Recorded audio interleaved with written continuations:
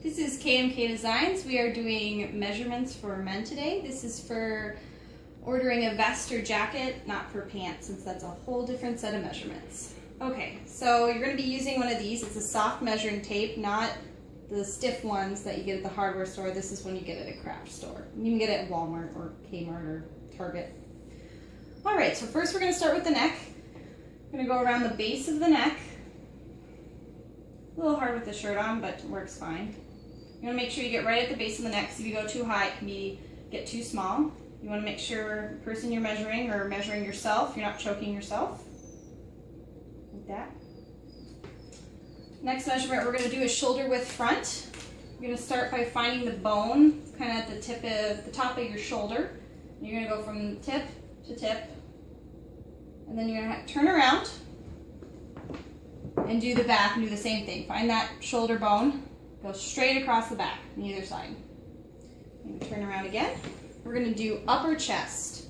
Upper chest, we're going to go right under the armpits, around the body, up like this. Next measurement you're going to do is the chest, which is just a little down from that. Basically in the middle of kind of where your chest is. Can be the fullest part on guys, though this isn't always true. So about right there. Next is going to be your natural waist. This is not where you wear your pants. It's usually an inch or two above your belly button, and it's kind of generally where your smallest part of your torso is, though this does vary on person to person. Then you're going to do your low waist, which is usually right at your belly button or right under your belly button. And last one you're going to do is hip. This is kind of high hip. Basically right at the top of your pants. And then low hip, which is around the fullest part of your hip, basically right around your butt. Alright. Next one we're going to do is your arm. So we're going to go around your bicep, kind of in the middle of your arm right here. We're going to do one relaxed and then one flexed. Next, elbow. Right at your elbow, right at the middle of the joint. Forearm, which is basically in the middle of your elbow and your wrist, and then around your wrist. And you can do this with a shirt on. If you have a really bulky shirt, just make sure you're getting it tight enough so that fabric isn't adding to it. Alright, then arm length. You're going to do two different arm lengths. One is you're going to find that same bone right up here and go all the way to the top of your wrist. Now his shirt goes longer than that. The shirt's a little long on him. If you want a longer sleeve like this, you can just include another length that says sleeve length, and you measure to the bottom of where you would like the sleeve to be. Or if you want it shorter, you can go up here.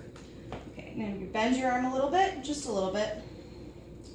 And then you're going to measure from that same tip around the elbow and then down to the wrist. That's important because then when you're bending, you don't want your sleeve to be too short when you bend your arm, because your arm, the distance changes.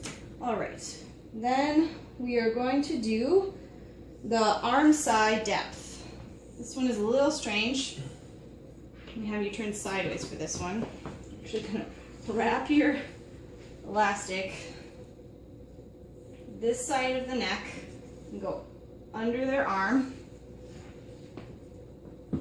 You go straight across. And you're actually doing this, you're not measuring anything at this point, you're just finding this line. Once you find this line, you put your finger right there, and you're going to measure from that point to the waist. So you can kind of remember it's about an inch above the belly. You can kind of feel it on a person. It's kind of where they'll go in. Alright, and then the last measurement, I'm going to have you look down. There's a bone kind of right at the base of your neck, and when you bend your neck it will kind of pop up. You measure from that one to your waist, and that is your back waist length. Then last measurement we're going to do, when you turn towards the front again, and this is if you're really tall, you have a really long torso, have you measure from probably your waist, and you're going to measure down to your side where you would want a vest to end, and then you're also going to do that from the front and down to where you would like a vest to end. That way we can make sure if you're long torsoed or short torso that we get the length of your vest correct. All right, and that's it, and thank you.